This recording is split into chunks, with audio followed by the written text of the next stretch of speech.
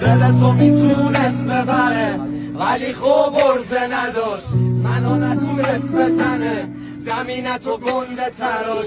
من با چوب سادگی ساختم یه کلبه برات که تو از تنهایی و حالت افسرده ولی میدونی نه تو از اونایی بودی که شب تا صبح قر بزنن، نه من از اونایی که لب گل و الکل بزنم.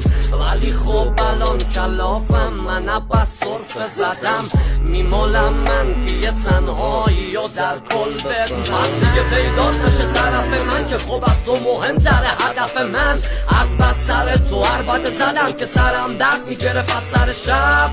تو که دل ما رو فروختی لااقل بگو بود مزن چند.